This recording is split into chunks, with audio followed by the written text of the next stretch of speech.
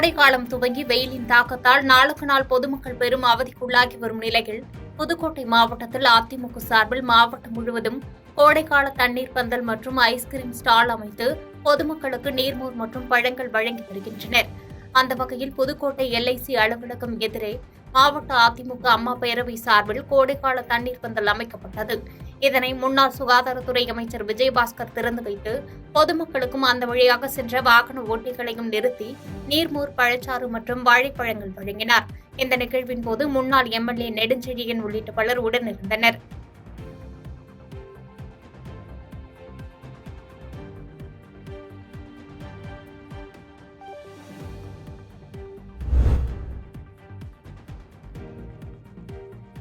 வெயிலின் தாக்கத்தை தணிக்க திருப்போரூர் பேரூராட்சி திமுக சார்பில் நீர்மோர் பந்தல் திறப்பு விழா திருப்போரூர் பேரூராட்சி தலைவர் தேவராஜ் தலைமையில் நடைபெற்றது.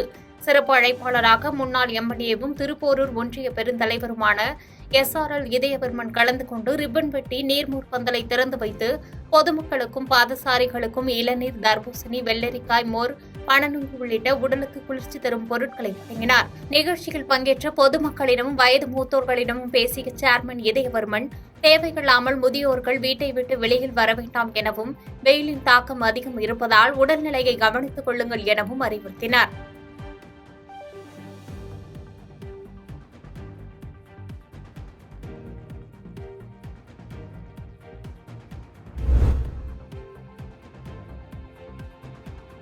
கோடை விழாவின் முக்கிய நிகழ்ச்சியாக வரும் 10ஆம் தேதி உதகை நூற்றாண்டு ரோஜா பூங்காவில் 16வது ரோஜா கண்காட்சி துவங்க உள்ளது. 10ஆம் தேதி துவங்கும் ரோஜா கண்காட்சி 19ஆம் தேதி வரை நடைபெறுகிறது. இந்த ரோஜா கண்காட்சிக்கு வரும் சுற்றுலா பயணிகளை கவரும் வகையிலும், வனவிலங்குகள் பாதுகாப்பு குறித்த விழிப்புணர்வை ஏற்படுத்தும் வகையிலும் தோட்டக்கலைத்துறை சார்பில் வனவிலங்குகளான யானை, புலி, சிறுத்தை, கரடி உள்ளிட்ட அலங்கார வடிவமைப்புகள் அமைக்கும் பணியில் தோட்டக்கலைத்துறை ஊழியர்கள் தீவிரமாக ஈடுபட்டு வருகின்றனர்.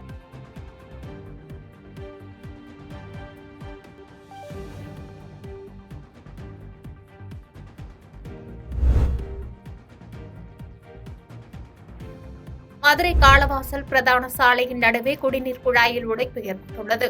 இதனால் குடிநீர் வீணாவதுடன் வாகன ஓட்டிகளுக்கும் இடையூறு ஏற்பட்டு வருகிறது. குழாய் உடைப்பு ஏற்பட்டு 1 மாத காலத்திற்கு மேலாக்கிய பின்னரும் சீரமைக்கப்படாமல் இருப்பதால் இதுவரைக்கும் ஆயிரக்கணக்கான லிட்டர் குடிநீர் வீணாக்கி வருவதாக கூறப்படும் நிலையில், வீணாக்கி வரும் குடிநீரை மாநகராட்சி அதிகாரிகளே அருகில் உள்ள கழிவுநீர் தொட்டிகள் வாய்க்கால் மூலம் வெட்டிவிட்டதாக புகார் எழுந்துள்ளது. நகரின் முக்கிய பகுதியாக விளங்கும் இந்த இடத்தில் குடிநீர் குழாய் உடைப்பை சரி செய்ய வேண்டும் என்பதே அப்பகுதி மக்களின் கோரிக்கையாக உள்ளது.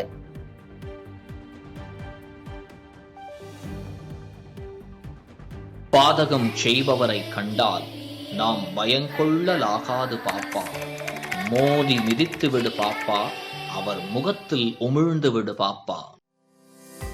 அண்மை செய்திகளை உடனுக்குடன் தெரிந்து கொள்ள இணைந்திருங்கள் இயம்நாடு தொலைக்காட்சியுடன்.